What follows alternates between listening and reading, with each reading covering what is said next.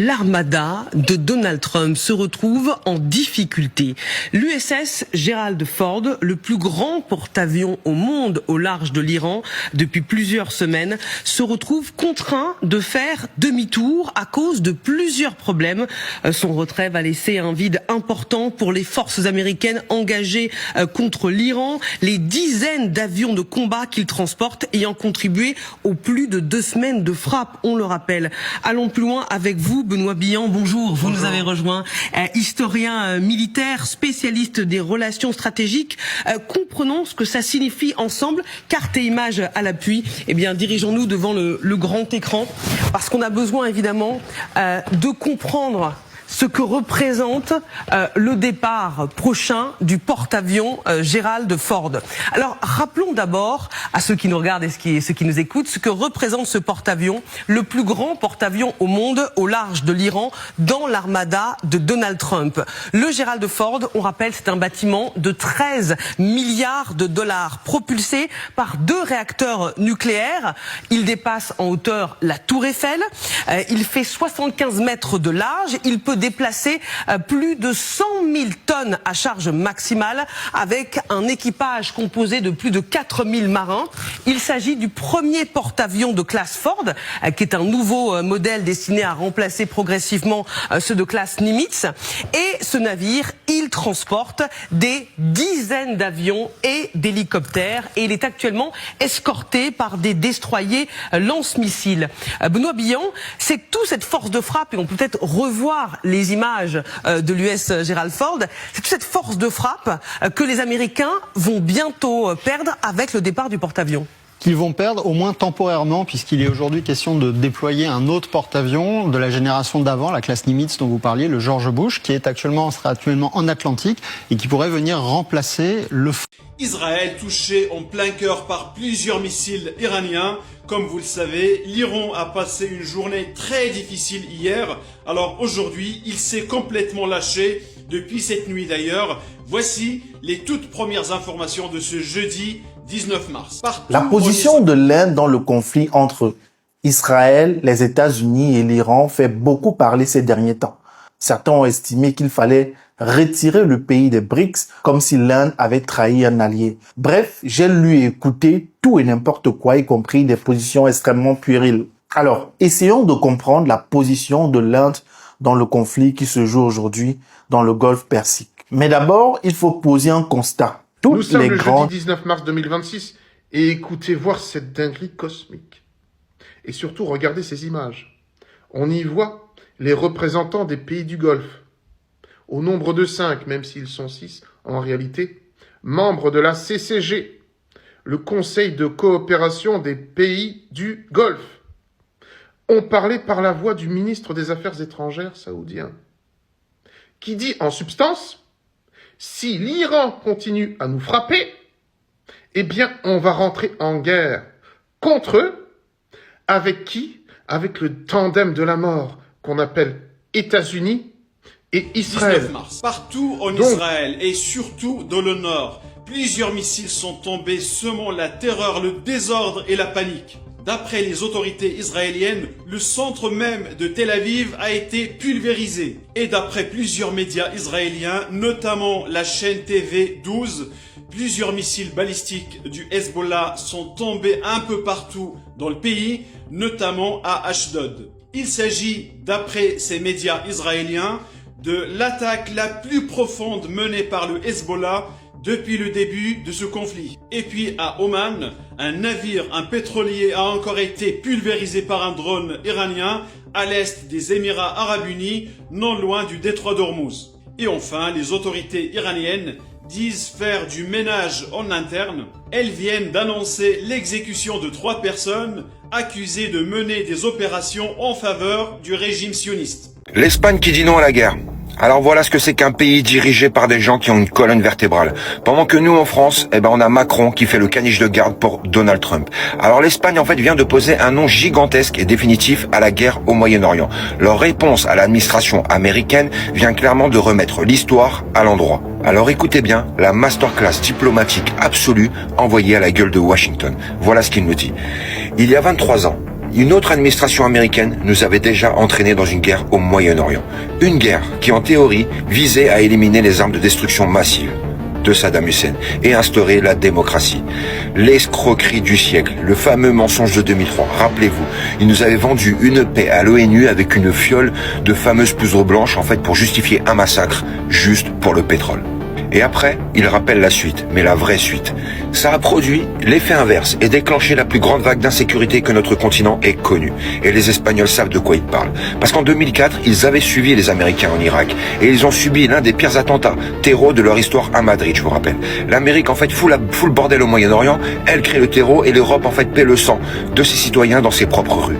Et c'est là que tu vois la tragédie française. En 2003, la France, c'était la France de Jacques Chirac et de Dominique de Villepin qui tenaient ce discours héroïque face aux Américains. Le monde nous respectait. Aujourd'hui, 23 ans plus tard, Macron a clairement vendu notre indépendance aux ordures. Pendant qu'en fait l'Espagne refuse d'être le complice d'une nouvelle boucherie, nous, on envoie notre porte-avions pour cirer les pompes de l'impérialisme américain. On est clairement plus le pays des droits de l'homme, mais juste un guichetier de l'OTAN. Alors un bravo à l'Espagne. Eux, au moins, ils ont retenu les leçons de l'histoire. Donc voilà des personnes qui se réunissent aujourd'hui. Écoutez, c'est hallucinant. Mais qui ne se sont pas réunis pour protéger leurs voisins. La Palestine, la Cisjordanie, le Liban, etc., etc. Mais qui se réunissent et qui complotent finalement contre leurs frères. C'est absolument hallucinant. Alors que les pays occidentaux ont refusé de prendre part à cette boucherie, les pays arabes, eux, veulent y prendre part. Et de façon pleine et entière. C'est juste incroyablement pathétique quand on sait que normalement, oui, sur le papier, c'est censé être des alliés de l'Iran, des alliés également et avant tout de la Palestine, mais ils n'ont jamais rien fait. Ils ont pleinement coopéré, laissant passer au-dessus de leur tête et sur leur terre les Américains, les Israéliens, pour massacrer leurs frères palestiniens, libanais ou encore cisjordaniens. Et ils se plaignent d'être frappés aujourd'hui. Et menacent de représailles. C'est juste incroyable. Posez un constat. Toutes les grandes puissances du monde, les États-Unis, la Chine, la Russie, la France, le Royaume-Uni, bref, toutes les puissances, sans exception, ont des ambitions qu'elles n'avouent pas publiquement. Mais l'Inde a poussé ce principe encore plus loin. Chez elle, l'ambiguïté n'est pas un défaut, c'est une doctrine. Et cela remonte à très très loin. Nous allons y revenir. Mais avant, il faut comprendre un point fondamental sur le pays. Alors l'Inde est un pays tiraillé. Au nord, vous avez l'Himalaya. Au sud, vous avez l'océan Indien. C'est-à-dire que c'est un État à la fois continental et maritime. Et ce tiraillement géographique explique énormément de choses. Depuis plusieurs années, les stratèges indiens regardent de plus en plus vers l'océan. C'est par là que transitent les flux mondiaux. Et c'est surtout là que la Chine commence à projeter ses ambitions navales. Pour l'Inde, c'est un problème direct. D'ailleurs, lorsqu'on demande à un ancien conseiller à la sécurité indien si l'Inde se voit comme une démocratie maritime, il répond « Nous devons l'être. Notre histoire navale remonte à 7000 ans. » Le message est clair, l'Inde se mesure directement à la Chine. On le sait tous, les Chinois se revendiquent d'une civilisation vieille de plus de 5000 ans. Alors, ce même conseiller ajoute une phrase très révélatrice. On ne devient pas hindou, on est hindou. Le Pentagone réclame plus de 200 milliards de dollars de budget pour poursuivre la guerre en Iran. Il veut augmenter de toute urgence la production d'armes critiques. Ils ont élaboré une série de mesures pour tenter de remédier rapidement à la pénurie de munitions au Pentagone et de relancer l'industrie de défense du pays. C'est surprenant de la part d'un pays dont les dirigeants prétendent avoir tout anéanti en Iran. Le coût de la guerre en Iran a rapidement augmenté, dépassant désormais 22 milliards de dollars en 20 jours. Ils savent qu'il s'agit d'une guerre qui coûte plus de 100 milliards de dollars par mois aux États-Unis. Les retombées économiques de la guerre d'agression menée par les États-Unis et l'entité frappent plus durement le reste du monde. La Thaïlande a mis les fonctionnaires en télétravail, tandis que le Bangladesh et d'autres pays rationnent le carburant. Le Sri Lanka et les Philippines ont réduit la semaine de travail à 4 jours pour préserver leurs réserves. Les prix du gaz ont grimpé. Près d'un tiers des principaux composants des engrais arrivent du Moyen-Orient et la guerre bloque les expéditions et crée des pénuries. C'est une mauvaise nouvelle pour les agriculteurs américains, mais pire pour les pays comme le Soudan, la Tanzanie, le Sri Lanka, qui dépendent relativement davantage des approvisionnements en provenance du Moyen-Orient. 45 millions de personnes supplémentaires pourraient sombrer dans une insécurité alimentaire aiguë si le conflit ne prend pas fin d'ici l'été et si les prix du pétrole restent supérieurs à $100 le baril. La roupie indienne a atteint mercredi dernier un niveau historiquement bas, faisant encore grimper le coût déjà plus élevé de l'énergie importée. En Europe, la situation de la région risque également de souffrir davantage de la guerre que celle de l'économie américaine. Agresser l'Iran provoque des dégâts considérables. Continuez à comparer la puissance américaine à celle de l'Iran. Ce sont vos finances, vos revenus qui en paieront le prix lourd. Hindou.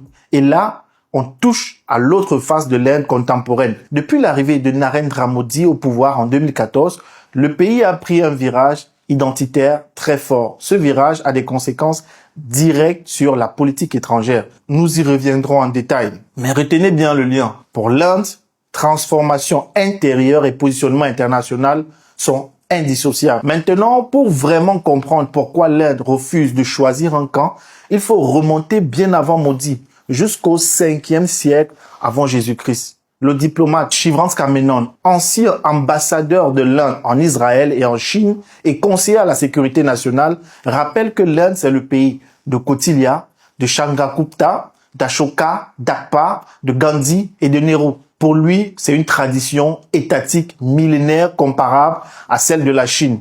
Encore une fois, cette comparaison n'est pas un hasard. Il vient de se passer quelque chose de dingue aux États-Unis. Joseph Kent, le directeur du Centre national antiterroriste américain, vient de démissionner. Et sa lettre de départ est une véritable bombe qui confirme tout ce qu'on disait sur cette guerre. Et regardez ce qu'il écrit à Trump dans sa lettre. L'Iran ne représentait aucune menace imminente pour notre pays. Joseph Kent écrit noir sur blanc que cette guerre a été lancée à la suite d'une campagne de désinformation massive et d'une pression venant d'Israël et de lobbies américains puissants. Et Joseph Kent, il prévient. Il dit que c'est la même technique qui a été utilisée pour entraîner les USA dans la guerre désastreuse d'Irak. Toujours selon lui, le gouvernement américain aurait été enfermé dans une chambre d'écho afin de lui faire croire que la victoire serait rapide. Mais il prévient, c'est un mensonge. Et ici, il écrit noir sur blanc, étant un vétéran qui a servi 11 fois pour l'armée, je refuse d'envoyer la prochaine génération se battre pour une guerre qui ne sert aucun intérêt au peuple américain. Et il parle clairement d'une guerre manufacturée qui aurait été créée pour servir des intérêts extérieurs. À partir du moment que le propre patron du service antiterroriste américain dénonce une manipulation, c'est que c'est la fin de l'empire américain. Joseph Kent a décidé de démissionner afin de ne pas être complice de cette guerre. On est clairement en train de vivre le plus grand mensonge du 21e siècle de la part de Trump. Est-ce que les Iraniens sont en mesure de gagner une guerre contre les Américains? Aujourd'hui, l'armée américaine ne fait plus peur. En tout cas, elle ne fait pas peur à des pays qui sont en mesure de répondre et qui sont armés. Les Américains ont gagné la Deuxième Guerre mondiale. Ils l'ont pas fait tout seuls. Il a fallu larguer 2 bombes nucléaires sur des civils. Et les Américains n'avaient pas besoin de larguer une deuxième bombe atomique. C'est une dérive de mission. Une stupide dérive de mission. C'est le mode panique. On ne sait pas quoi faire. Les Iraniens ne cessent pas de tirer. On leur a dit qu'ils s'étaient rendus 5 fois et qu'on les avait vaincus 20 fois. Mais ils continuent quand même à tirer. Pour une raison quelconque, personne ne dit aux Iraniens qu'ils ont perdu la guerre. Et Trump ne sait pas comment s'en sortir. Il est bien accroché, juste derrière la branchie. Il ne sait pas comment se libérer. Le Lincoln était assez proche, et il a reçu une salve de missiles balistiques dirigés contre lui. C'est ce qu'ils ont fait. Ils se sont repliés. Ils se sont mis hors de portée. Mais le problème, c'est qu'ils sont maintenant tellement loin qu'ils ne sont plus vraiment capables de combattre. Même à cette distance, encore moins s'ils s'approchent. Maintenant, les navires d'escorte autour du Lincoln peuvent tirer des Tomahawks. Mais d'après ce qu'on m'a dit, ils ont reçu l'ordre de ne pas les utiliser. Il ne reste plus assez de Tomahawks. S'ils commencent à utiliser les hypersoniques en plus du système radar chinois, ils pourront repérer même le Lincoln, là où il se cache actuellement. Ils peuvent frapper à une portée de 2000 km. Le Lincoln devra donc s'éloigner davantage. Israël représentait une menace existentielle pour l'Iran. Désormais, c'est l'Iran qui représente une menace existentielle pour Israël. On remonte à la guerre de Corée en 1950 jusqu'en 1953. On peut dire que les Américains n'ont pas atteint l'objectif visé, à savoir unifier les deux péninsules, la Corée du Nord et la Corée du Sud, pour en faire un État démocratique soumis à l'Amérique. C'est un véritable échec. La guerre du Vietnam, l'emblème du cauchemar américain d'un point de vue guerre et militaire. Balancer des tonnes de missiles de napalm sur les Vietnamiens ne permet pas de gagner une guerre. La guerre d'Afghanistan, qui a duré 20 ans et aujourd'hui les talibans sont au pouvoir. Donc pourquoi faire, à quoi ça sert, mis à part déstabiliser un pays et une région. La guerre d'Irak, a fallu bombarder massivement un pays qui était affaibli et envoyer 165 000 hommes sur le sol irakien pour capturer une seule personne. Quels sont les succès de l'armée américaine? En Ukraine, la Russie, qui se bat seule contre l'OTAN, a gagné 20% du territoire ukrainien et a redoré son blason sur le point de vue militaire. Elle était perçue comme une armée défensive. Aujourd'hui, elle est clairement une armée offensive. Et ça change vraiment la donne dans l'équilibre des forces au niveau mondial. Les États-Unis ont fini par croire à leurs propres mensonges sur la situation en Iran. Ils croyaient vraiment que le gouvernement était sur un terrain très fragile, qui pouvait facilement être renversé, balayé. Et cela parce qu'ils se fiaient à des informations issues d'un sondage d'opinion financé par le gouvernement américain avec le soutien de la CIA. Bon, donc nous avons payé pour un mensonge que nous nous sommes racontés à nous-mêmes. Et ensuite, nous avons cru à nos propres au niveau mensonges. mondial. Puis très récemment, on avait cette fameuse opération Freedom of Navigation menée au Yémen. Vous savez que les Houthis au Yémen empêchent les navires commerciaux d'arriver en Israël et essaient de stopper ce génocide. Et les Américains, bien sûr, en bons protecteurs d'Israël, ont largué des bombes, sont allés pilonner avec des F-35 le Yémen, et le Yémen est toujours en place. Les Houthis sont toujours en place et sont prêts à aider l'Iran si prochaine guerre il y a. Donc c'est assez intéressant de voir que l'armée américaine n'atteint plus ses objectifs et ne fait plus peur à personne. Mais la réalité est tout autre. Tu vas me dire qu'on va envoyer un ravitailleur KC-135 au-dessus du territoire iranien, là où il dispose maintenant de systèmes de défense aérienne modernisés grâce aux Chinois et aux Russes. Examinons donc quelques-uns des changements technologiques. Tout d'abord, je tiens à souligner que les Chinois auraient fourni et déployé en Iran un radar décrit comme un radar 3D, capable de détecter les avions furtifs. D'après son emplacement, il peut voir à environ 420 miles. Supposons qu'on le place à 100 000 de la côte. Il observerait alors jusqu'à 320 000 au-delà de la frontière occidentale de l'Iran. Il verrait tous ces F-35 arriver bien à l'avance et serait capable de les cibler. La même logique s'applique s'il est installé sur la côte sud. Il détecterait un navire approchant à moins de 300 miles. Fait intéressant, les États-Unis maintiendraient apparemment le groupe aéronaval du porte-avions Lincoln à environ 1000 miles au large, par crainte des missiles hypersoniques. Because of fear of the hypersonic missiles. What we're witnessing now coup dur pour les États-Unis d'Amérique et Donald Trump. La situation devient très grave au Moyen-Orient. L'Iran nous annonce avoir endommagé le flotte aérienne américain. Oui, l'avion de chasse américain qui s'appelle F-35, incroyable. Mais il s'arrête pas là. Là, pire, l'Iran vient de nous annoncer qu'il a détruit le bombardier américain, incroyable. Un avion qui fait la fierté des États-Unis d'Amérique. Capturer tout son équipage. Incroyable, confirmé avec les preuves à l'appui. Regardez vous-même les images. Oui, si, le chef officiel de l'Iran, incroyable. Qui peut en douter? Pendant ce temps, la déclaration du secrétaire d'État américain, oui, Marco Rubio, il nous expliquait aujourd'hui la frappe massive, la plus importante du jamais misée contre l'Iran. Il dit, cette nuit sera très difficile pour l'Iran. Mais pendant ce temps, l'Iran avait dommagé les porte-avions américains Abraham Lincoln. Regardez la propagande. L'Iran a détruit cette porte-avions. On écoute, oui, la manipulation des médias français qui sucent les Américains. L'incendie qui l'oblige aujourd'hui à se replier. Un incendie qu'on rappelle qui n'a pas été créé par des frappes. Hein. Non, pas du tout. C'est un accident dont on ne connaît pas encore la cause. Voilà. Alors, avant d'être... Alors, vous-même, vous avez bien attendu. On a de confirmer que l'Iran... Ce que nous voyons aujourd'hui, c'est la fin d'un système d'armes. Le porte-avions était un excellent système d'armes pendant la Seconde Guerre mondiale. car à cette époque, nous n'avions pas la possibilité de ravitailler les avions en vol.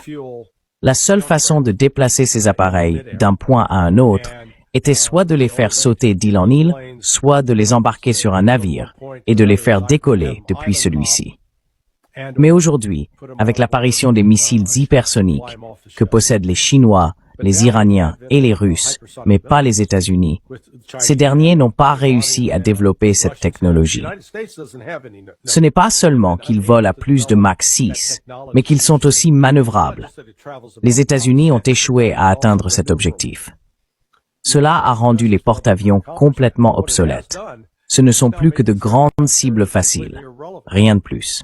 Je savais pertinemment que la force et la puissance avec laquelle se défendent les Iraniens en ce moment allaient leur attirer des ennuis. Est-ce que vous savez ce qu'on vient d'apprendre à l'instant? Je vous dis tout, mais d'abord la date, puisque vous me la demandez à chaque fois. Nous sommes toujours le jeudi 15 mars, il est environ 16h15. 6 pays se disent prêts maintenant à intervenir pour débloquer le détroit d'Ormuz. Qu'est-ce que ça veut dire? Ça veut dire qu'ils veulent aller à la confrontation directe avec l'armée iranienne. Mes amis, on parle ici du Japon, de l'Italie, du Royaume-Uni, de l'Allemagne et de la France. Mais alors, pourquoi cette décision soudaine? Eh bien, cela fait suite aux attaques iraniennes de ce matin, jeudi 19 mars.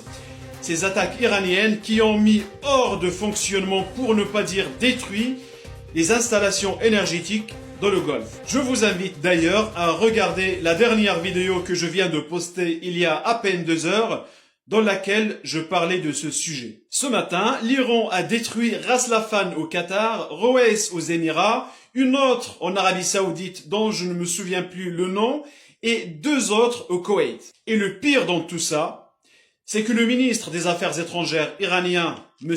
Arakchi, a déclaré qu'il n'y aura plus aucune retenue à partir d'aujourd'hui. Et d'ajouter, ce que nous avons fait aux installations énergétiques dans le Golfe n'est qu'une petite fraction de notre puissance. Voilà, vous savez tout maintenant, mais vous êtes très nombreux à regarder ces vidéos, mais vous n'êtes pas abonnés. Alors abonnez-vous, mettez un like et partagez pour que l'information circule. Si l'Iran venait à s'effondrer, l'Amérique pourrait encore contrôler le commerce mondial et le pétrodollar resterait la monnaie dominante du monde.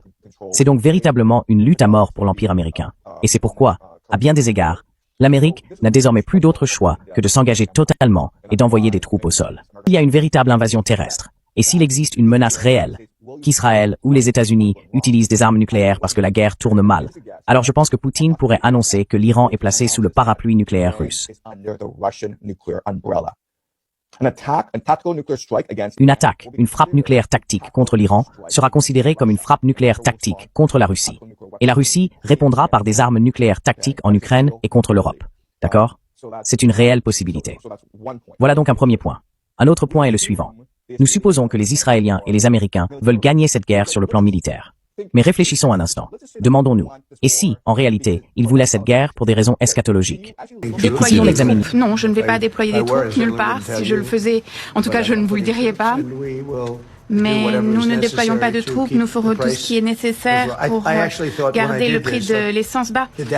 Et malheureusement, on a dû faire cette petite expédition, mais c'était essentiel et je pense que la situation aurait pu être pire.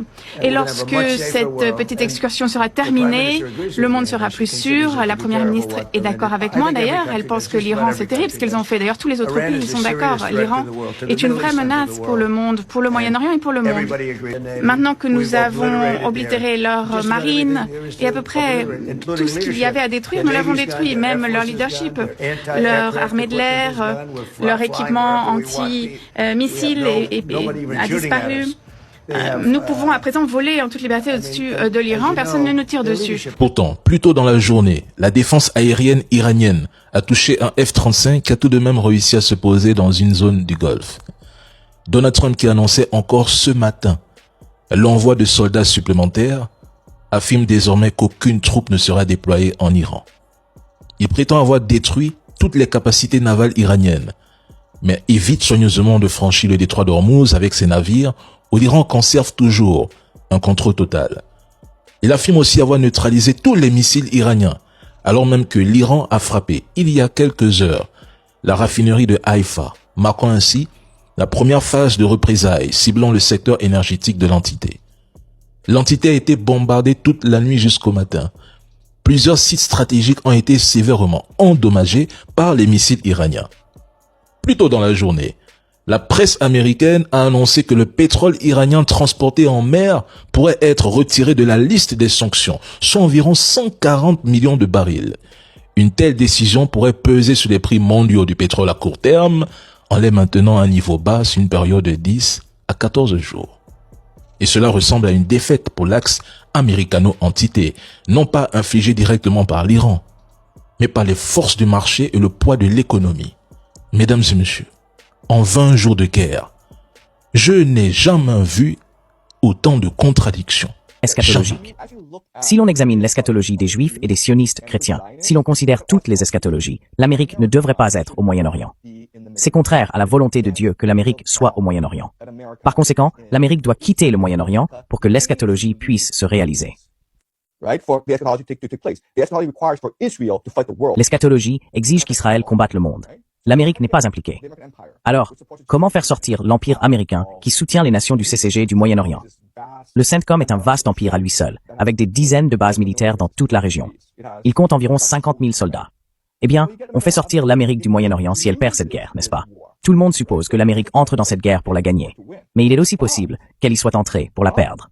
L'Iran est en train de faire des dégâts énormes en s'attaquant à toutes les installations énergétiques dans le Golfe. Il a tout à fait le droit de se défendre, n'est-ce pas? Mais ce qu'il fait va vous impacter directement, va nous impacter tous. Nous sommes toujours le jeudi 19 mars, je vous dis tout. L'Iran vient de détruire le plus grand site gazier au monde qui se trouve au Qatar et qui s'appelle Ras El Affan. Résultat, l'approvisionnement international en gaz liquéfié est directement impacté. Mais les Iraniens ont également détruit la raffinerie de Ruwais aux Émirats Arabes Unis. Il s'agit de la 4e plus grande au monde. Et en Arabie Saoudite, la raffinerie Ras Tanura, la plus grande au Moyen-Orient, a été détruite. Alors, pourquoi les Iraniens ont fait tout ça en si peu de temps? Eh bien parce que depuis mercredi soir, les Iraniens avaient prévenu que si on s'en prenait à leurs infrastructures énergétiques, ils allaient détruire toutes les installations énergétiques dans le Golfe. Il ne vous a pas échappé que les Américains avaient détruit l'île de Kharg,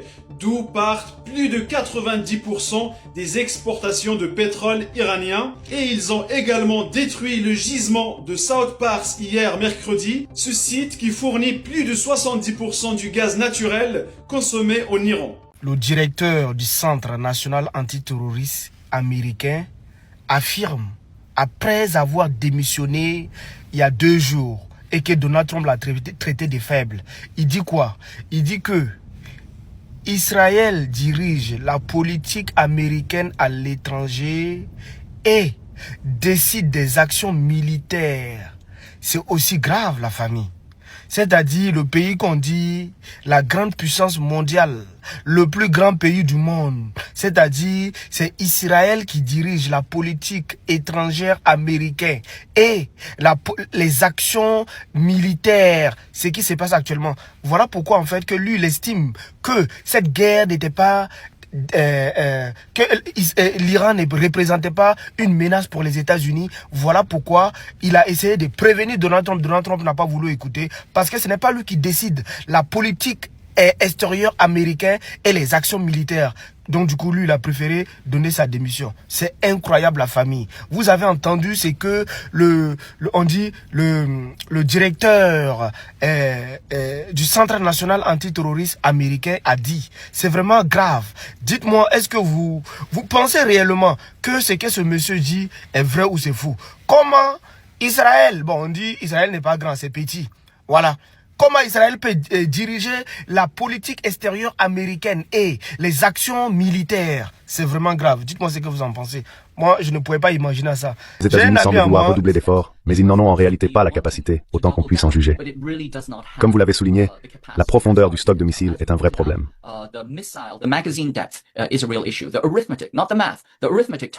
L'arithmétique, pas les mathématiques, l'arithmétique, nous montre que les États-Unis ne peuvent pas soutenir cela, car l'Iran dispose d'un avantage allant de 10 contre 1 à 100 contre 1, tant en matière de munitions que plus important encore sur le plan financier. L'autre dimension, bien sûr, est que la guerre relève de la puissance militaire, de la logistique, mais c'est aussi une question de détermination. Et la détermination compte lorsqu'il s'agit d'une guerre défensive. L'Iran a montré qu'il possédait une détermination d'acier et s'est endurci. Les États-Unis ont en réalité renforcé cette détermination en décapitant sa direction, mais ils ont aussi déclenché une conflagration dans l'ensemble du monde chiite. C'est pourquoi nous voyons des attaques contre l'ambassade des États-Unis au Pakistan et ailleurs. Et cette conflagration, une fois encore, pourrait avoir des conséquences imprévues. Le camp qui apprend le plus vite et s'adapte le plus rapidement est celui qui l'emportera. On peut voir que la courbe d'apprentissage des États-Unis est plate, car ils essaient de faire la même chose que pendant la guerre de 12 jours. Et cela ne prend pas. Pendant ce temps, les Iraniens s'adaptent, changent, se développent, intensifient leurs actions de manière horizontale. Ils montent les échelons de l'escalade en termes d'armement. Ils frappent des cibles avec une précision remarquable. Ils ont mis hors service une base radar, ce qui est extraordinaire. Il y a des soupçons selon lesquels les 3 F-15 abattus auraient pu être affectés par un brouillage électronique, et je pense que c'est tout à fait possible. Vous savez, un F-15 abattu, incident de tir ami, plausible. 2, peu probable. 3, et je pense qu'il faut envisager une action ennemie. C'est probablement ce qui s'est passé dans cette situation. On constate que l'Iran a réagi avec une force écrasante, comme il l'avait affirmé. Donc, la guerre ne se déroule pas bien pour les États-Unis. Cela ne veut pas dire que le peuple iranien ne souffre pas, ou ne souffrira pas davantage. Mais en fin de compte, si tout se résume à une question de courbe d'apprentissage et de détermination, je pense que l'Iran a clairement l'avantage. Le dernier point que je voudrais aborder, et je sais que j'ai déjà beaucoup parlé, c'est que cela aura des répercussions sur les États du Golfe. Le principal message que cela envoie, c'est qu'être sous le parapluie sécuritaire américain n'est en réalité pas à votre avantage. Cela fait de vous une cible. Ces États du Golfe, qui en quelque sorte ont été des vassaux impériaux depuis 1917, commencent à se rendre compte qu'ils n'ont peut-être pas conclu le bon marché. Nous verrons donc ce qui se passera, mais je pense que les répercussions actuelles sont extraordinaires. Je pense que les États-Unis ne se rendent pas compte qu'ils ont ouvert ici une boîte de Pandore.